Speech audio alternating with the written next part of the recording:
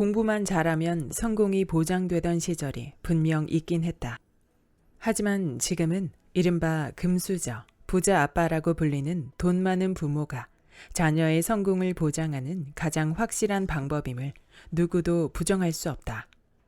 성공의 기회가 어디에 있는지 이렇게 확실한데 공부를 잘해도 성공의 가능성이 희박한 이 시대에 자녀에게 공부만을 강요하는 게 정말 맞는 일일까? 살아보니 수학보다 중요한 건 돈 공부였다. 마이크로소프트 창업자이자 전 세계 부호 2위를 차지하고 있는 빌 게이츠는 말했다. 가난하게 태어난 것은 당신의 잘못이 아니다. 그러나 죽을 때도 가난한 것은 당신의 잘못이다. 부자 아빠가 없었다고 해서 부자 아빠가 될 수 없는 건 아니다. 자녀는 물론 결혼마저 포기하게 만드는 팍팍한 대한민국 경제 현실에서 4명의 아이를 키우며 경제적 자유를 달성한 아빠의 부자 수업이 시작된다. 안녕하세요. 따뜻한 책 한 잔입니다. 오늘 여러분에게 읽어드릴 책은 아빠의 첫 돈 공부, 지은이 박성현, 발행 RH 코리아입니다. 여기 평범한 흑수저 집안에서 태어나 18년간 월급 노예로 생활하던 남자가 아이 넷을 낳아 키우면서도 돈 걱정 없이 살게 된 이야기를 공개합니다. 1999년 첫 직장 출퇴근을 위해 방배동 만화방 보일러실을 개조해 만든 1평도 채 안 되는 월세방에서 사회생활을 시작했던 그는 그로부터 20년이 흐른 2019년 현재 오로지 근로소득만을 미천으로 부동산, 달러, 주식에 투자해 50억 원의 자산가로 거듭났습니다. 저자는 오랜 직장 생활 덕분에 승진하고 고액 연봉을 받고 사회적으로도 인정받게 되었지만 언제 잃게 될지 모르는 직장인의 신분과 턱없이 부족한 월급으로 돈 걱정을 떨칠 수 없었습니다. 육아휴직 제도를 활용해 월급 없이 살아남는 연습을 시작한 후 돈과 자본주의, 투자 관련 서적을 통해 경제적 자유를 얻는 법을 배우고 이를 실행해 진정한 경제적 자유를 달성했습니다. 예 접근부터 주식, 부동산, 달러 투자를 넘나들며 수익을 창출한 경험을 바탕으로 경제적 미성년자로서 돈의 노예로 살아가고 있을 수많은 이를 돕고자 책을 집필했습니다. 그는 책에서 누구나 공감하지만 아무나 따라할 수 없는 부자들만의 특별한 비법이 아닌 그 누구라도 경제적 자유를 달성할 수 있게 해주는 금융과 재테크 지식을 아낌없이 소개합니다. 그럼 지금부터 본문 일부를 낭독해드리겠습니다.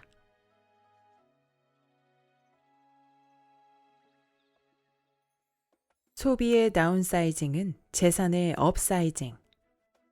맷 데이먼 주연의 영화 다운사이징은 평생을 같은 집에 살면서 10년째 같은 식당에서 저녁을 때우며 평범한 삶을 살아가던 주인공이 몸을 2744분의 1로 줄이는 수술을 받으면서 일어나는 이야기를 다룬다. 영화 속에서 많은 사람이 몸을 작게 줄이는 다운사이징 수술을 받는 건 몸이 작아지면 마치 로또에 당첨된 것처럼 현재의 자산 1억 원이 120억 원이 되는 효과를 얻을 수 있기 때문이다. 그도 그럴 것이 몸이 그렇게나 작아지면 단 한 평 정도의 땅이라고 해도 저택을 짓고도 남을 만한 크기가 될 것이며 쌀 20kg도 온 가족이 평생을 먹고도 남을 어마어마한 양이 될 수 있기 때문이다. 즉, 생활비가 줄어들면서 같은 자산으로 더 큰 자산 가치를 누리게 되는 효과가 생기는 것이다. 경제적 자유의 시작이 직접적인 노동을 하지 않아도 자본소득 같은 비활동소득으로 생활비를 충당할 수 있는 것이라고 한다면 다운사이징의 영화 속 설정이 시사하는 바는 아주 크다. 경제적 자유를 위해서는 비활동소득을 늘리는 것도 중요하지만 의식주를 비롯한 생활비 자체를 줄이는 노력이 대단히 중요하다는 것. 나의 부모님이 애청하시는 나는 자연인이다 라는 프로그램에서는 속세를 떠나 자연에서 일종의 경제적 자유를 찾은 사람들을 만나볼 수 있다. 그들은 노예로 분류되는 월급쟁이도 아니며 자영업자도 아니다.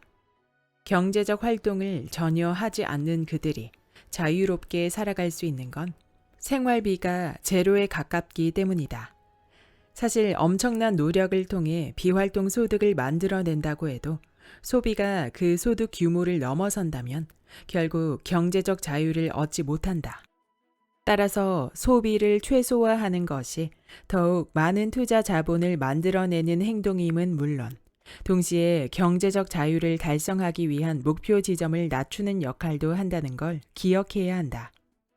비활동 소득을 늘리는 일도 쉽지 않지만 소비를 줄이고 절약하는 습관을 갖는 건 역시 쉬운 일이 아니다.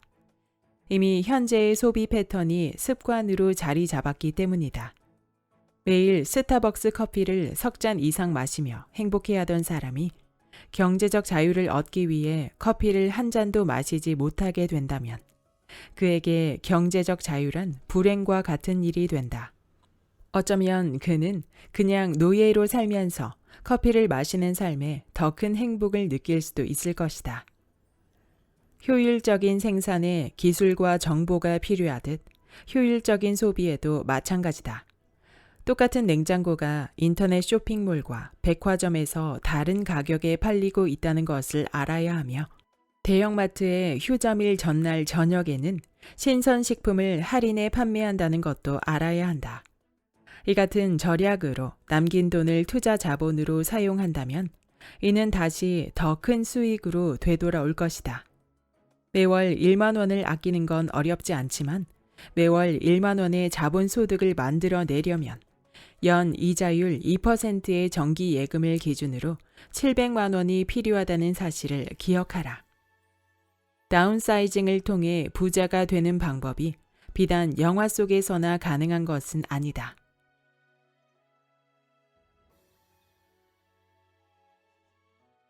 지금 당장 돈을 모아야 하는 이유. 돈이 필요한 사람이 가장 먼저 알아야 할 것은 무엇일까? 정답은 허무할 정도로 간단하다. 돈을 버는 방법이다. 돈을 벌려면 돈에 대해서 제대로 알아야 한다. 돈을 이해한다는 말을 좀 더 세련되게 표현하면 자본주의를 이해한다라는 말이 될 것이다.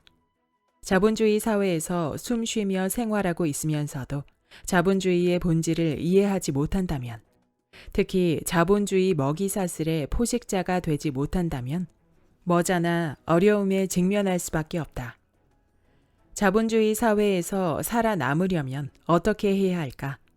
이 역시 정답은 간단하다. 바로 자본가가 되는 것이다. 자본가란 돈을 가진 사람이다. 돈이 필요하다고 말하는 사람에게 그렇다면 돈이 필요합니다 라고 대답한다면 언뜻 말장난처럼 느껴질 수 있다. 하지만 이것이 진실이고 이게 자본주의의 본질이다. 돈을 그저 노동력의 산물이라고 생각하는 편협함을 버리지 않는다면 돈을 많이 벌 수 없다. 자본주의 시스템이라는 게 원래 그렇게 설계되어 있기 때문이다. 나라는 노동력을 제공할 수 있는 사람은 나 하나뿐인데 이 노동력은 언젠가는 낡고 쓸모 없어질 가능성이 매우 크다. 하지만 돈은 다르다. 돈은 언제든 또 다른 돈을 벌 준비가 되어 있으며 지치지도 멈추지도 쓸모 없어지지도 않는다. 그렇다면 돈을 벌어다 주는 돈이라는 건 어떤 돈을 말하는 걸까? 돈은 두 가지 형태로 존재한다. 하나는 소비를 위한 돈이고 또 하나는 투자를 위한 돈이다. 소비를 위한 돈이 소비에 쓰이지 않고 남을 때 투자를 위한 돈이 될 수 있다. 노동은 투자가 아니다. 절약도 투자가 아니다. 저축 또한 투자가 아니다. 노동과 절약 그리고 저축이 소비를 위한 돈을 투자로 전환하기 위해 매우 중요한 준비 과정에 있는 건 사실이지만 투자가 아닌 것은 확실하다. 돈이 돈을 벌게 하는 것, 즉 투자야말로 자본주의 사회에서 자본가가 되는 유일한 방법이다. 지금 당장 돈을 모아야 한다. 그 이유는 여행을 가고 명품 가방을 사기 위해서가 아니라 당신의 노동력의 한계가 드러나는 미래를 대비해 투자하기 위해서가 되어야 한다.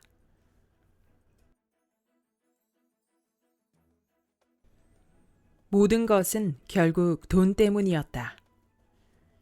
수학은 왜 공부해야 하며 왜 그토록 중요한 학문인 것일까? 수학이 인생의 걸림돌이던 학창 시절에는 그 이유를 생각해 볼 겨를도 없이 그저 부모님과 선생님이 그렇다고 하니 그대로 따를 수밖에 없었다. 하지만 어른이 되고 나서 수학이 모든 사람에게 중요한 것은 아님을 깨닫게 되면서 이 문제에 대해 심각하게 고민해 볼 필요성을 느꼈다. 그것이 내 아이에게도 요구되는 세상의 규칙이기 때문이다. 수학이 모든 학문의 토대가 되는 중요한 학문이며 문명의 발전에 큰 공헌을 한 중요한 지식적 가치를 지니고 있음을 모조리 부정하려는 것은 아니다. 다만 수학을 잘하지 못해서 고통받고 있을 세상의 모든 수험생과 학생들을 대신해 한 번쯤은 왜? 라는 질문을 던져보는 것도 나쁘지 않을 것 같다. 나는 왜 이 세상이 수학을 그토록 중요하게 생각하는지 따져보기로 했다. 먼저 수학이 다른 학문의 토대가 된다는 명제부터 살펴보았다.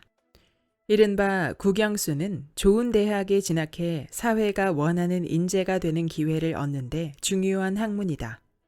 좀 더 정확히 말하자면 대학 입시에서 배점이 높은 과목이다.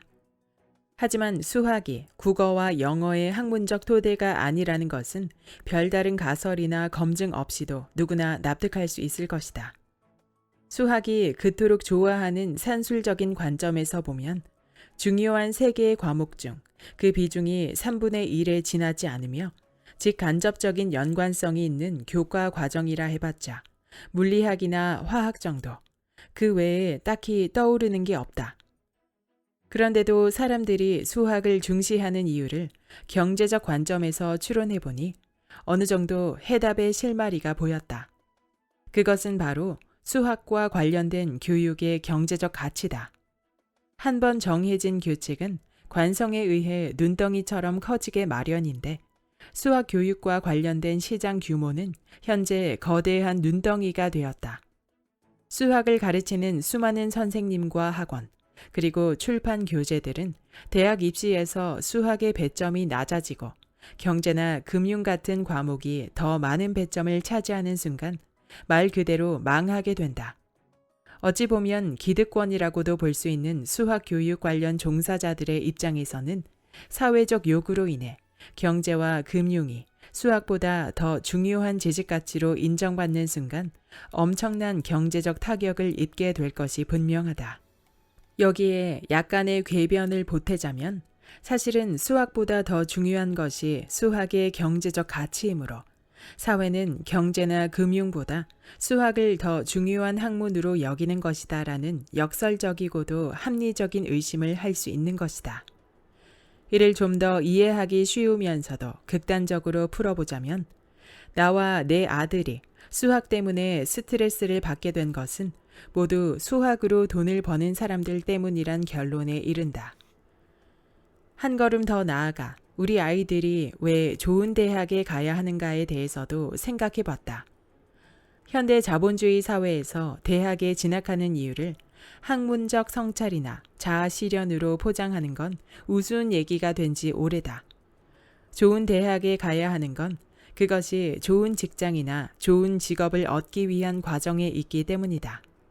그리고 이는 결국 좀 더 나은 경제적 가치를 추구하는 목적으로 귀결된다. 좀 더 쉽게 말하면 남들보다 더 많은 돈을 벌기 위해 초중고 12년 동안 공부를 하고 2차 함수와 씨름해야 하는 게 우리 아이들이 처한 현실인 셈이다. 만약 누군가가 돈이 많아야 자유롭고 행복할 수 있다라고 말한다면 대다수의 사람이 너무 세속적이고 탐욕적인 생각이라며 겉과 속이 다른 말들로 그를 비난할 것이다. 하지만 나는 내 아이들에게만큼은 좀 더 솔직해지고 싶었다. 그리고 결국은 다다르게 될 목적지를 향해 걸을 때 돌고 돌아가야 하는 샛길이 아닌 가장 효율적이고 정확한 직선길로 걸어갈 수 있게 해야겠다고 마음먹었다. 이는 좋은 대학이나 좋은 직장과 좋은 직업 같은 중간 목표가 아닌 돈이라는 직접적인 목표를 제시하는 일이었다. 세상의 불편한 진실 중 하나는 돈이 없어서 할 수 없는 일은 너무나 많지만 돈이 있어도 할 수 없는 일은 그 수를 헤아릴 수 있을 정도로 적다는 것이다. 세상에 돈이 전부는 아니다라는 말은 세상에서 돈이 전부라고 생각하는 사람이 많기에 생긴 말이라고 할 수 있다. 세상에 소가 전부는 아니다라는 말이나 세상에 감자가 전부는 아니다라는 말은 없지 않은가. 물론 세상에는 돈의 가치보다 자신이 원하는 삶, 남들을 위해 봉사하며 사는 삶을 더 고귀하고 유일한 가치로 생각하는 훌륭한 사람들이 많다. 하지만 돈 없이 남을 돕는 것과 많은 돈으로 남을 돕는 것은 그 실제적 도움의 크기에 있어 현실적으로 차이가 있을 수밖에 없다. 빌 게이츠나 워런 버핏이 기부한 재산으로 도움을 얻는 사람과 무료 배식 봉사를 하는 평범한 사람을 통해 도움을 받는 사람의 수가 다를 수밖에 없는 것처럼 말이다. 좋은 대학이나 좋은 직장이라는 중간 목표 없이 돈이라는 직접적인 목표가 생기자 자녀 교육에 관한 생각도 달라졌다. 이것이 바로 내가 우리 아이들에게 수학 교육 대신 경제와 금융 교육을 하기로 한 가장 큰 이유다. 돌아보니 내가 돈을 간접적인 목표로 삼았던 시절에는 어떻게 하면 내 전문 분야에서 더 훌륭한 성과를 낼 수 있을지, 또 어떻게 하면 회사에서 더 인정받을 수 있을지만을 고민하고 그에 합당한 노력을 기울였던 것 같다. 이는 실질적인 연봉을 높일 수 있는, 즉, 돈을 더 많이 벌기 위한 간접적인 행위였다고 할 수 있다. 저축이나 투자처럼 실제 돈을 더 많이 버는 데 필요한 직접적인 노력은 등한시하고 먼 길을 돌아서 또 수박에 겉만 핥는 소극적이고 간접적인 노력만 하며 살았던 것이다. 배고픔을 해소하려면 먹어야 한다. 하지만 많은 사람이 먹는 행위를 세속적이고 탐욕적이라고 치부하면서 농사를 짓거나 낚시를 하거나 요리를 할 생각만 하고 있다면 이는 현명한 처사가 아니다. 목적지에 이르는 과정 또한 중요하지만 궁극적인 지향점을 망각한 과정은 목적지에서 멀어지게 만드는 결과를 초래할 수도 있다. 배가 고프면 먹어야 하고 자유롭고 행복하게 살려면 돈이 필요하며 돈을 얻으려면 돈에 관해 공부해야 한다.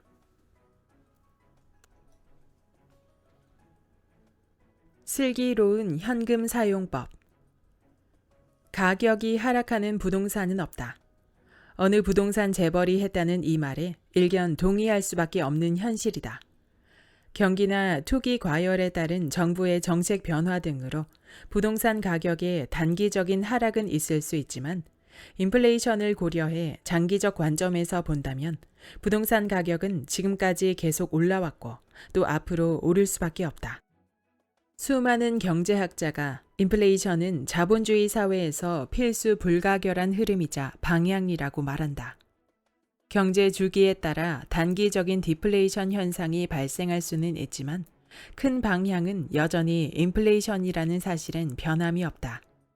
이 말대로라면 현금은 쓰레기다라는 말 역시 맞는 말이 된다. 화폐 가치가 계속해서 떨어지기 때문에 투자되지 않고 은행 등에 고여있는 현금은 제대로 된 가치를 구현해낼 수 없다는 이야기다. 이 같은 관점에서 보자면 현금은 무위험의 수익성 자산이 아니라 무수익의 위험성 자산인 셈이다. 인플레이션에 대비하기 위해 모든 현금을 금 같은 현물성 자산으로 바꾸어 놓는다고 해도 절대적으로 안전할 수는 없다. 돈에 인플레이션이 발생하듯 부동산이나 주식, 금 같은 투자 대상에도 인플레이션에 버금가는 거품이라는 것이 발생하기 때문이다. 시멘트로 만들어진 금이라고 불리는 부동산은 어찌 보면 인플레이션을 피할 수 있는 가장 안전한 투자처로 보이기도 한다. 하지만 그 가치를 절대적으로 평가하기란 불가능에 가까우므로 버블 붕괴에 따른 가치 하락으로 오히려 손실이 발생할 수도 있다는 걸 기억해야 한다. 거품이 낀 투자 자산이 인플레이션으로 인한 화폐 가치 하락분보다 더 큰 손실을 발생시킬 수 있다는 이야기를 바꾸어 말하면 저평가된 투자 자산은 화폐 가치 하락분을 상쇄하는 것을 넘어 더 큰 투자 수익을 발생시킬 수 있다는 의미도 된다. 이때 필요한 것이 바로 현금이다. 나는 주로 배당주 위주의 안정적인 주식에 투자하고 있다. 분할 매수와 분할 매도를 하는 것이 나의 투자 원칙 중 하나이며 가능하면 시장의 변화로 인한 단기적인 주가 등락에 휘말리지 않으려고 노력한다. 하지만 가끔 뉴스에서 주가 대폭락, 검은 월요일 같은 자극적인 멘트들이 쏟아져 나올 때는 월급날 직장인이 백화점에서 쇼핑하듯 주식 트레이딩 시스템에 접속해 폭락한 주식들을 사들인다. 내가 폭락장에서 즐거운 쇼핑을 할 수 있는 것은 아직 투자에 묶이지 않은 자산, 즉 현금이 있기 때문이다. 만약 내가 가지고 있는 모든 현금을 주식으로 바꾸어 놓았다면 폭락장은 그저 우울한 사건일 뿐 기회로서 활용할 수 없을 것이다. 부동산 투자 또한 마찬가지다. 우리나라의 부동산이 IMF로 인해 가격이 폭락했던 시절 저평가된 부동산을 사모아 더 큰 돈을 벌었다는 부자들의 이야기는 현금 자산의 중요성을 보여주는 좋은 사례라고 할 수 있다.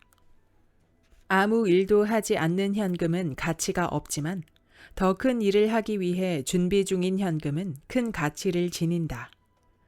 어린 시절부터 바로 직장에 들어가 돈을 벌지 않고 학교에 다니며 준비, 곧 공부하는 것도 이 때문이다. 투자에 관해 연구하고 공부하면서 더 효율적인 투자를 위해 준비해 놓는 현금은 쓰레기가 아닌 황금이 된다. 워런 버핏은 말했다. 주식시장은 스트라이크 게임이 아니다. 공이 날아올 때마다 매번 방망이를 휘두를 필요는 없다. 실제 야구에서는 타자가 좋은 공을 기다리기만 하다가는 3번의 스트라이크로 아웃될 수 있지만 주식시장에서는 홈런을 칠 수 있을 만한 좋은 공이 날아올 때까지 계속 기다려도 아웃되는 일이 없다. 투자할 현금을 준비해 놓고 원하는 종목이 원하는 가격이 될 때까지 기다리는 것도 좋은 투자 전략이 될 수 있다. 현금은 소비를 위해서만이 아니라 투자하기 위해서도 필요하다는 것을 잊지 말자. 여기까지 아빠의 첫 돈 공부의 본문 일부였습니다. 이 책의 저자 박성현님은 전업 투자자이자 내 아이의 아빠로 달러 투자의 선구자로 알려져 있죠. 저자는 블로그를 통해 많은 팔로워를 확보하며 많은 책들을 썼는데요. 저도 나는 주식 대신 달러를 산다와 평생 현금이 마르지 않는 투자법을 이미 소개한 적이 있습니다. 이 책은 2019년 9월에 출간되었던 책으로 재테크 기본서로서 돈과 자본주의에 대한 개념과 마인드를 배울 수 있으며 저자가 내 아이의 아빠로서 가지고 있는 교육관, 경제관과 그에 따른 자녀 교육법을 배울 수 있는 책이었습니다. 저자는 18년간 대기업에서 탄탄한 경력을 쌓으며 일해왔지만 시간을 내 마음대로 사용할 수 없는 노예 생활을 벗어난 경제적 자유를 목표하게 되었고 육아휴직 기간을 발판으로 차근차근 준비해서 일하지 않고도 먹고 살 수 있는 삶, 즉 경제적 자유를 달성하게 되었습니다. 이어서 2019년 현재 초등학교 저학년인 첫째와 둘째 아이에게 사교육을 전혀 시키지 않고 그 돈을 아이들 명의의 예금과 주식에 넣으며 중요하게 생각하는 경제와 금융교육을 직접 하고 있었는데요. 저자는 아이들의 눈높이에 맞추어 경제관념을 가르치고 심부름이나 집안일을 도왔을 때만 용돈을 지급하거나 1년에 2번 생일과 크리스마스에만 원하는 장난감을 고를 수 있고 그것도 15,000원 이하만 고를 수 있도록 상한선을 정해놓기도 했습니다. 아이들은 그 15,000원을 다 쓸 것인지 싼 것을 사고 나머지 돈을 저축할 것인지 고민하고 선택할 수 있는 높은 경제관념을 가지고 있었습니다. 저도 어린 아이들을 양육하는 입장에서 어린 시절부터 긍정적인 경제 교육을 하려면 어떤 방식으로 해야 할까 고민이 참 많은데요. 책 속의 구체적인 사례들은 그 윤곽을 잡기에 큰 도움이 되었습니다. 그리고 저자는 고등학교 시절 수학 점수는 낮았지만 논술 모의고사에서는 전국 1등을 할 정도로 언어에 대한 재능이 높았다고 말하는데요. 그래서인지 저자의 글은 주제에 따른 논리를 펼치고 이해시키는 능력이 탁월해서 돈이란 무엇인지, 왜 투자를 해야 하는지, 어떻게 하면 투자를 잘할 수 있는지 간단한 설명 속에서도 이해가 쉽게 되도록 했습니다. 재테크 서적을 많이 보신 분들에게는 다소 익숙한 내용이 많을 수 있지만 돈에 관한 철학과 그 관점은 저마다 달라서 다양한 사람의 경험을 접해보며 내 것을 더 확고히 하는 작업은 하면 할수록 재미있는 일인 듯합니다. 돈 공부를 하고 계신 분들, 특히 자녀를 두신 분들은 꼭 읽어보시길 추천합니다. 구독과 좋아요와 댓글은 큰 힘이 됩니다. 다음 영상에서 만나요.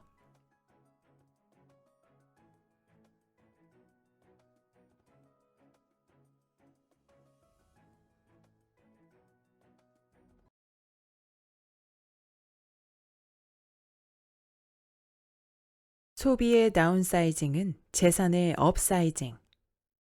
맷 데이먼 주연의 영화 다운사이징은 평생을 같은 집에 살면서 10년째 같은 식당에서 저녁을 때우며 평범한 삶을 살아가던 주인공이 몸을 2744분의 1로 줄이는 수술을 받으면서 일어나는 이야기를 다룬다. 영화 속에서 많은 사람이 몸을 작게 줄이는 다운사이징 수술을 받는 건 몸이 작아지면 마치 로또에 당첨된 것처럼 현재의 자산 1억 원이 120억 원이 되는 효과를 얻을 수 있기 때문이다. 그도 그럴 것이 몸이 그렇게나 작아지면 단 한 평 정도의 땅이라고 해도 저택을 짓고도 남을 만한 크기가 될 것이며 쌀 20kg도 온 가족이 평생을 먹고도 남을 어마어마한 양이 될 수 있기 때문이다. 즉, 생활비가 줄어들면서 같은 자산으로 더 큰 자산 가치를 누리게 되는 효과가 생기는 것이다. 경제적 자유의 시작이 직접적인 노동을 하지 않아도 자본소득 같은 비활동소득으로 생활비를 충당할 수 있는 것이라고 한다면 다운사이징의 영화 속 설정이 시사하는 바는 아주 크다. 경제적 자유를 위해서는 비활동소득을 늘리는 것도 중요하지만 의식주를 비롯한 생활비 자체를 줄이는 노력이 대단히 중요하다는 것. 나의 부모님이 애청하시는 나는 자연인이다 라는 프로그램에서는 속세를 떠나 자연에서 일종의 경제적 자유를 찾은 사람들을 만나볼 수 있다. 그들은 노예로 분류되는 월급쟁이도 아니며 자영업자도 아니다. 경제적 활동을 전혀 하지 않는 그들이 자유롭게 살아갈 수 있는 건 생활비가 제로에 가깝기 때문이다. 사실 엄청난 노력을 통해 비활동 소득을 만들어낸다고 해도 소비가 그 소득 규모를 넘어선다면 결국 경제적 자유를 얻지 못한다. 따라서 소비를 최소화하는 것이 더욱 많은 투자 자본을 만들어내는 행동임은 물론 동시에 경제적 자유를 달성하기 위한 목표 지점을 낮추는 역할도 한다는 걸 기억해야 한다. 비활동 소득을 늘리는 일도 쉽지 않지만 소비를 줄이고 절약하는 습관을 갖는 건 역시 쉬운 일이 아니다. 이미 현재의 소비 패턴이 습관으로 자리 잡았기 때문이다. 매일 스타벅스 커피를 석 잔 이상 마시며 행복해하던 사람이 경제적 자유를 얻기 위해 커피를 한 잔도 마시지 못하게 된다면 그에게 경제적 자유란 불행과 같은 일이 된다. 어쩌면 그는 그냥 노예로 살면서 커피를 마시는 삶에 더 큰 행복을 느낄 수도 있을 것이다. 효율적인 생산에 기술과 정보가 필요하듯 효율적인 소비에도 마찬가지다. 똑같은 냉장고가 인터넷 쇼핑몰과 백화점에서 다른 가격에 팔리고 있다는 것을 알아야 하며 대형마트의 휴점일 전날 저녁에는 신선식품을 할인해 판매한다는 것도 알아야 한다. 이 같은 절약으로 남긴 돈을 투자 자본으로 사용한다면 이는 다시 더 큰 수익으로 되돌아올 것이다. 매월 1만 원을 아끼는 건 어렵지 않지만 매월 1만 원의 자본소득을 만들어내려면 연 이자율 2%의 정기 예금을 기준으로 700만 원이 필요하다는 사실을 기억하라. 다운사이징을 통해 부자가 되는 방법이 비단 영화 속에서나 가능한 것은 아니다.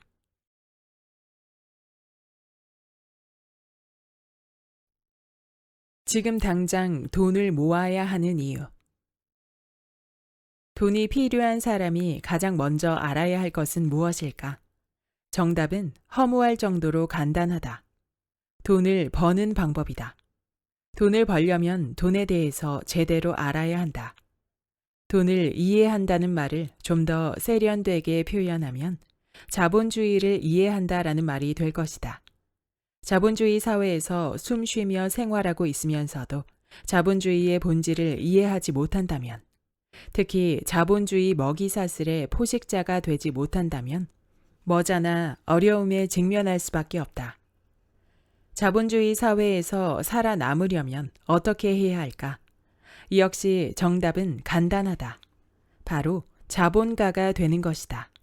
자본가란 돈을 가진 사람이다.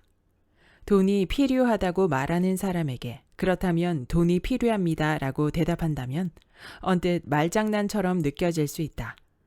하지만 이것이 진실이고 이게 자본주의의 본질이다. 돈을 그저 노동력의 산물이라고 생각하는 편협함을 버리지 않는다면 돈을 많이 벌 수 없다. 자본주의 시스템이라는 게 원래 그렇게 설계되어 있기 때문이다.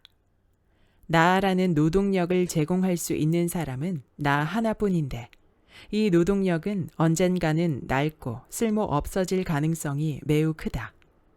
하지만 돈은 다르다. 돈은 언제든 또 다른 돈을 벌 준비가 되어 있으며 지치지도 멈추지도 쓸모 없어지지도 않는다. 그렇다면 돈을 벌어다 주는 돈이라는 건 어떤 돈을 말하는 걸까? 돈은 두 가지 형태로 존재한다. 하나는 소비를 위한 돈이고 또 하나는 투자를 위한 돈이다. 소비를 위한 돈이 소비에 쓰이지 않고 남을 때 투자를 위한 돈이 될 수 있다. 노동은 투자가 아니다. 절약도 투자가 아니다. 저축 또한 투자가 아니다. 노동과 절약 그리고 저축이 소비를 위한 돈을 투자로 전환하기 위해 매우 중요한 준비 과정에 있는 건 사실이지만 투자가 아닌 것은 확실하다. 돈이 돈을 벌게 하는 것, 즉 투자야말로 자본주의 사회에서 자본가가 되는 유일한 방법이다. 지금 당장 돈을 모아야 한다. 그 이유는 여행을 가고 명품 가방을 사기 위해서가 아니라 당신의 노동력의 한계가 드러나는 미래를 대비해 투자하기 위해서가 되어야 한다.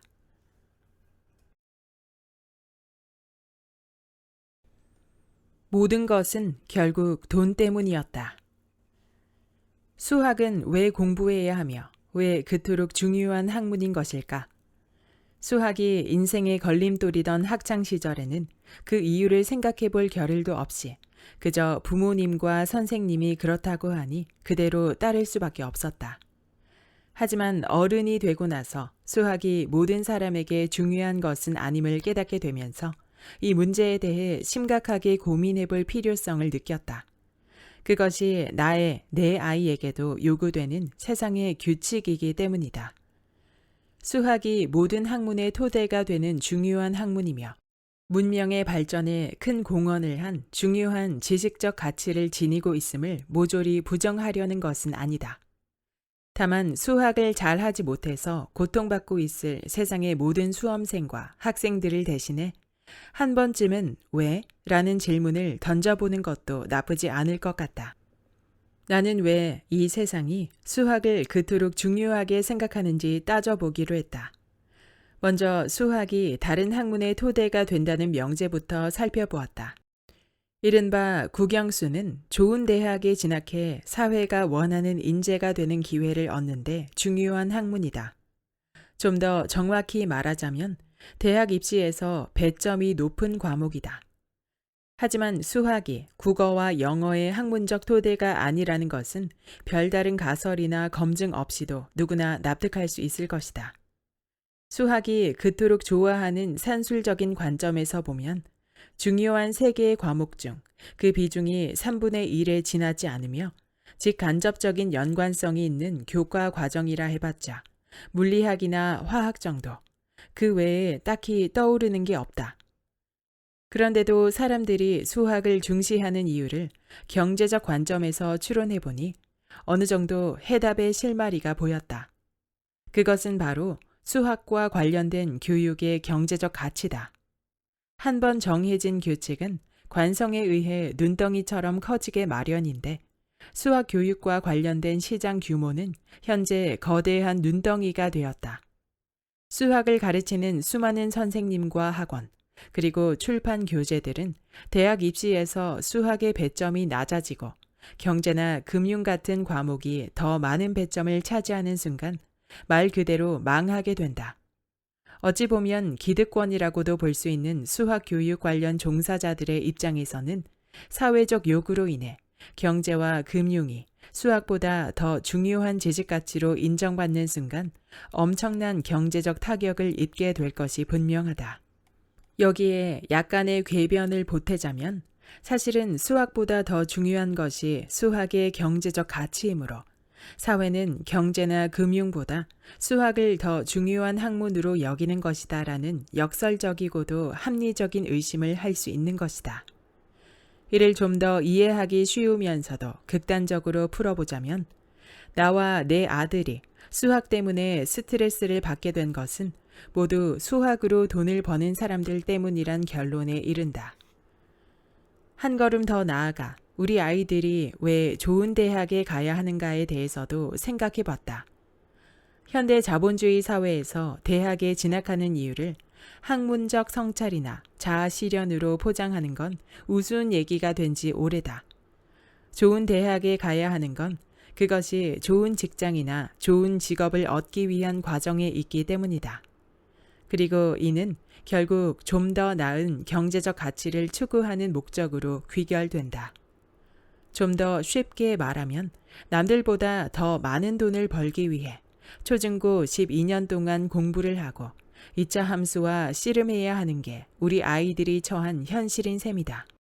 만약 누군가가 돈이 많아야 자유롭고 행복할 수 있다라고 말한다면 대다수의 사람이 너무 세속적이고 탐욕적인 생각이라며 겉과 속이 다른 말들로 그를 비난할 것이다.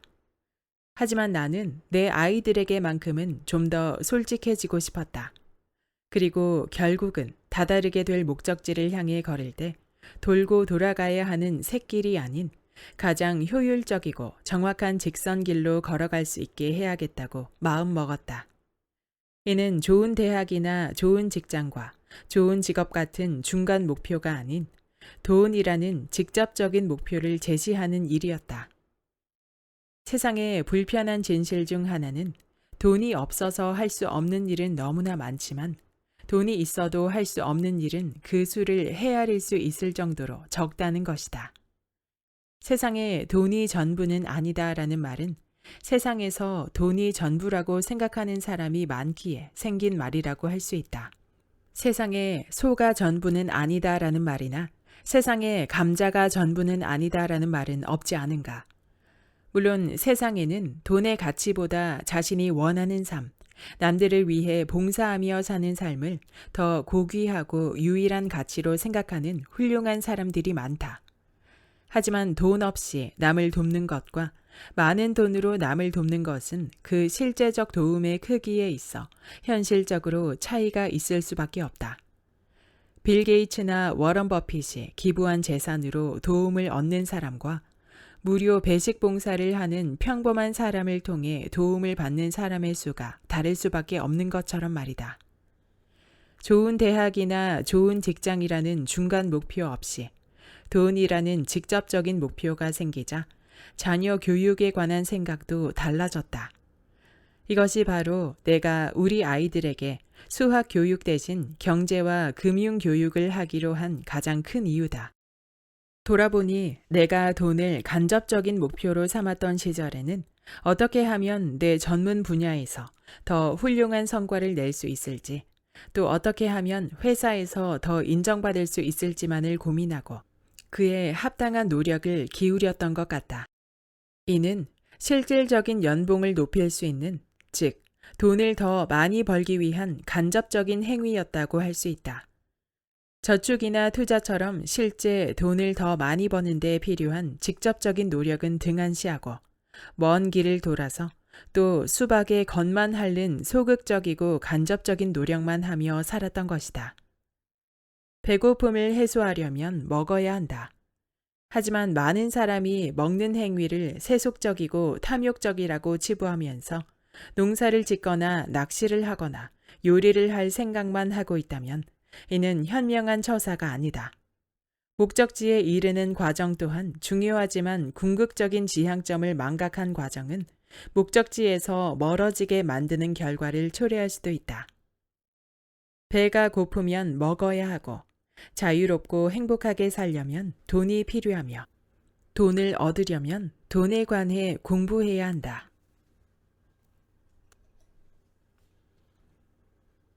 슬기로운 현금 사용법.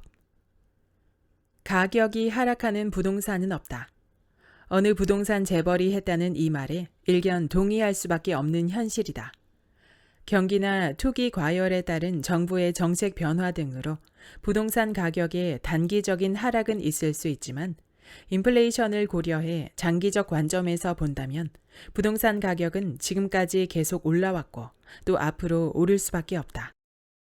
수많은 경제학자가 인플레이션은 자본주의 사회에서 필수 불가결한 흐름이자 방향이라고 말한다. 경제 주기에 따라 단기적인 디플레이션 현상이 발생할 수는 있지만 큰 방향은 여전히 인플레이션이라는 사실엔 변함이 없다. 이 말대로라면 현금은 쓰레기다라는 말 역시 맞는 말이 된다. 화폐 가치가 계속해서 떨어지기 때문에 투자되지 않고 은행 등에 고여있는 현금은 제대로 된 가치를 구현해낼 수 없다는 이야기다. 이 같은 관점에서 보자면 현금은 무위험의 수익성 자산이 아니라 무수익의 위험성 자산인 셈이다. 인플레이션에 대비하기 위해 모든 현금을 금 같은 현물성 자산으로 바꾸어 놓는다고 해도 절대적으로 안전할 수는 없다. 돈에 인플레이션이 발생하듯 부동산이나 주식, 금 같은 투자 대상에도 인플레이션에 버금가는 거품이라는 것이 발생하기 때문이다. 시멘트로 만들어진 금이라고 불리는 부동산은 어찌 보면 인플레이션을 피할 수 있는 가장 안전한 투자처로 보이기도 한다.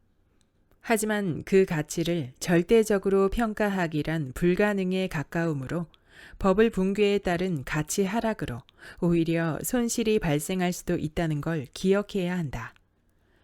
거품이 낀 투자 자산이 인플레이션으로 인한 화폐 가치 하락분보다 더 큰 손실을 발생시킬 수 있다는 이야기를 바꾸어 말하면 저평가된 투자 자산은 화폐 가치 하락분을 상쇄하는 것을 넘어 더 큰 투자 수익을 발생시킬 수 있다는 의미도 된다.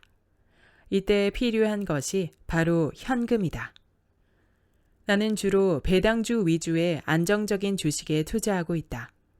분할 매수와 분할 매도를 하는 것이 나의 투자 원칙 중 하나이며 가능하면 시장의 변화로 인한 단기적인 주가 등락에 휘말리지 않으려고 노력한다. 하지만 가끔 뉴스에서 주가 대폭락, 검은 월요일 같은 자극적인 멘트들이 쏟아져 나올 때는 월급날 직장인이 백화점에서 쇼핑하듯 주식 트레이딩 시스템에 접속해 폭락한 주식들을 사들인다. 내가 폭락장에서 즐거운 쇼핑을 할 수 있는 것은 아직 투자에 묶이지 않은 자산, 즉 현금이 있기 때문이다. 만약 내가 가지고 있는 모든 현금을 주식으로 바꾸어 놓았다면 폭락장은 그저 우울한 사건일 뿐 기회로서 활용할 수 없을 것이다. 부동산 투자 또한 마찬가지다. 우리나라의 부동산이 IMF로 인해 가격이 폭락했던 시절 저평가된 부동산을 사모아 더 큰 돈을 벌었다는 부자들의 이야기는 현금 자산의 중요성을 보여주는 좋은 사례라고 할 수 있다. 아무 일도 하지 않는 현금은 가치가 없지만 더 큰 일을 하기 위해 준비 중인 현금은 큰 가치를 지닌다. 어린 시절부터 바로 직장에 들어가 돈을 벌지 않고 학교에 다니며 준비, 곧 공부하는 것도 이 때문이다. 투자에 관해 연구하고 공부하면서 더 효율적인 투자를 위해 준비해 놓는 현금은 쓰레기가 아닌 황금이 된다. 워런 버핏은 말했다. 주식시장은 스트라이크 게임이 아니다. 공이 날아올 때마다 매번 방망이를 휘두를 필요는 없다.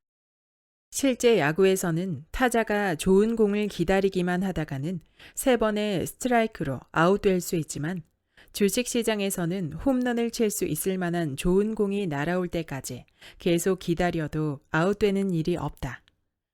투자할 현금을 준비해 놓고 원하는 종목이 원하는 가격이 될 때까지 기다리는 것도 좋은 투자 전략이 될 수 있다. 현금은 소비를 위해서만이 아니라 투자하기 위해서도 필요하다는 것을 잊지 말자. 여기까지 아빠의 첫 돈 공부의 본문 일부였습니다. 이 책의 저자 박성현님은 전업 투자자이자 내 아이의 아빠로 달러 투자의 선구자로 알려져 있죠. 저자는 블로그를 통해 많은 팔로워를 확보하며 많은 책들을 썼는데요. 저도 나는 주식 대신 달러를 산다와 평생 현금이 마르지 않는 투자법을 이미 소개한 적이 있습니다. 이 책은 2019년 9월에 출간되었던 책으로 재테크 기본서로서 돈과 자본주의에 대한 개념과 마인드를 배울 수 있으며 저자가 내 아이의 아빠로서 가지고 있는 교육관, 경제관과 그에 따른 자녀 교육법을 배울 수 있는 책이었습니다. 저자는 18년간 대기업에서 탄탄한 경력을 쌓으며 일해왔지만 시간을 내 마음대로 사용할 수 없는 노예 생활을 벗어난 경제적 자유를 목표하게 되었고 육아휴직 기간을 발판으로 차근차근 준비해서 일하지 않고도 먹고 살 수 있는 삶, 즉 경제적 자유를 달성하게 되었습니다. 이어서 2019년 현재 초등학교 저학년인 첫째와 둘째 아이에게 사교육을 전혀 시키지 않고 그 돈을 아이들 명의의 예금과 주식에 넣으며 중요하게 생각하는 경제와 금융교육을 직접 하고 있었는데요. 저자는 아이들의 눈높이에 맞추어 경제관념을 가르치고 심부름이나 집안일을 도왔을 때만 용돈을 지급하거나 1년에 2번 생일과 크리스마스에만 원하는 장난감을 고를 수 있고 그것도 15,000원 이하만 고를 수 있도록 상한선을 정해놓기도 했습니다. 아이들은 그 15,000원을 다 쓸 것인지 싼 것을 사고 나머지 돈을 저축할 것인지 고민하고 선택할 수 있는 높은 경제관념을 가지고 있었습니다. 저도 어린 아이들을 양육하는 입장에서 어린 시절부터 긍정적인 경제 교육을 하려면 어떤 방식으로 해야 할까 고민이 참 많은데요. 책 속의 구체적인 사례들은 그 윤곽을 잡기에 큰 도움이 되었습니다. 그리고 저자는 고등학교 시절 수학 점수는 낮았지만 논술 모의고사에서는 전국 1등을 할 정도로 언어에 대한 재능이 높았다고 말하는데요. 그래서인지 저자의 글은 주제에 따른 논리를 펼치고 이해시키는 능력이 탁월해서 돈이란 무엇인지, 왜 투자를 해야 하는지, 어떻게 하면 투자를 잘할 수 있는지 간단한 설명 속에서도 이해가 쉽게 되도록 했습니다. 재테크 서적을 많이 보신 분들에게는 다소 익숙한 내용이 많을 수 있지만 돈에 관한 철학과 그 관점은 저마다 달라서 다양한 사람의 경험을 접해보며 내 것을 더 확고히 하는 작업은 하면 할수록 재미있는 일인 듯합니다. 돈 공부를 하고 계신 분들, 특히 자녀를 두신 분들은 꼭 읽어보시길 추천합니다. 구독과 좋아요와 댓글은 큰 힘이 됩니다. 다음 영상에서 만나요.